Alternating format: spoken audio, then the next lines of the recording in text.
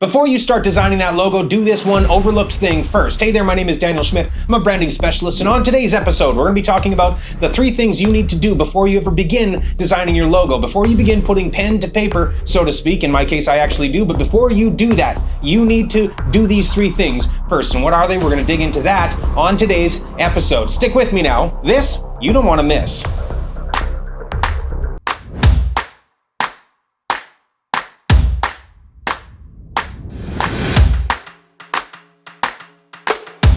Before you ever begin building your logo, there's a couple of things that you want to do. You want to make sure of a couple of things. But before we really dive into that, I want you to understand what's at stake here. So let's talk about the stakes for a second. In today's day and age, when you are on the market shopping for something, there are 40, 50, 100, a million different options available. As a buyer entering the market, we have to find the person that's right for us. Essentially, we want to find the one that's right for us. There's like so many different sneakers. There's so many different providers of, I don't know, concrete leveling services, let's say, or plumbing services, or seamstress even. You'd think, I'm picking one random that maybe there's not many of. Oh no, there's a lot of seamstresses out there. You want to make sure that your brand speaks to that person that is searching for you on that day. So these are the stakes that are at hand when you're building your logo. So before you ever start building your logo, you want to make sure that you're empowered in a way that is going to allow your target audience to find you, to connect with you, to see you and say, hey, you know what? That's for me. This is for me. I think I'm going to buy. I'm going to purchase right now. You want that experience to happen for people when they're searching on the market and when they see your thing. So in order for that to happen, we're going to talk about the 3 things you need to do before you ever begin building your logo. This is the work that happens before the work, and we're going to talk about that right now. So step number 1, you want to get real clear about who your target market is. Who is the one person that you're actually selling to? Who is your ideal buyer? That person, you want to know exactly who that person is. What are their hopes and dreams?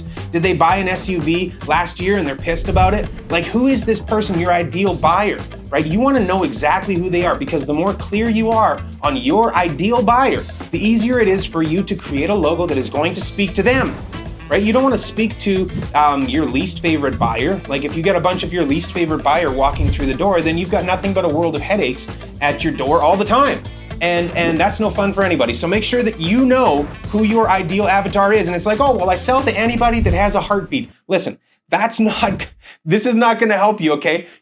Maybe you do sell to anybody with a heartbeat. Maybe you're Walmart, but even Walmart doesn't sell to anybody with a heartbeat. They sell to a specific target audience. Walmart sells to a specific person, right? So that's step number 1. Step number 2, this one is super critical. A lot of people skip this one entirely. In fact, there's founders that absolutely hate this one. Oh man, this one ruffles feathers. You want to know what is expected within your industry, okay? Your logo is not for you. Your logo is for everyone else who's looking for the thing that you offer. That's who your logo is for. So you want to understand what is anticipated within your industry. Why? Because friction. The number 1 thing that you don't want to have when you're building a new logo is friction right out of the gate. Imagine that. Like, you build a new logo, you launch your new company, you know who your ideal avatar is, you took a look at the expectations within the industry and said, right, I'm just going to do my own thing. Now the people who are buying from you within that industry, they're looking around and they're seeing all your competitors, and you stand out like a sore thumb. It's not a good thing. And they have to choose somebody else because it's too far off of the norm. It's too far off of what is expected within the industry.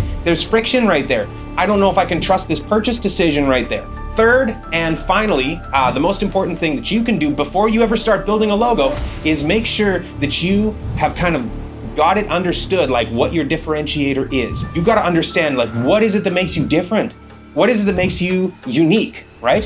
What is your unique selling proposition? In what way are you providing something of completely unique value to the market? This thing is something so critical to understand, right? So, and you got to make sure that you do, because otherwise you're not going to bake it into your logo. If you don't understand what it is that's differentiating you from the marketplace, how could you possibly bake it into your logo? But once you do understand what it is, now you can bake that into your logo. Like, do you have like super awesome service? Do you have like a unique tool that you're using that nobody else uses? What's your unique differentiator? What's the thing that sets you apart in the industry? And then bake that into your logo. So those are the 3 things that you want to do before you ever start building a logo. You want to have those 3 things on lock. Number 1, get real clear about who your target market is. Who's your ideal buyer? You got to understand that like just so perfectly. Number 2, what does the what does everyone expect the industry to look like? What's the expectations? What is it supposed to look like? You got to understand that. Number 3, you want to make sure that you understand what your differentiator is, what it is that makes you special, unique, and different. Listen, I hope some of this has been helpful. If you have found any of this helpful, I'd love it if you would leave a comment or a like, maybe share this content onto your social networks. Check out the blog that's associated with this video. I'm sure the writing will sound nothing like the video, but that's because I'm doing both from a place of authenticity. I'm not reading any of these words except for the little cheat notes that I have on my little paper here. So again, thank you for your time today. My name is Daniel Schmidt. I'm a branding expert, and I'm going to do some more of these videos, so feel free to come back around, check out the channel. Thanks very much, and all the best out there.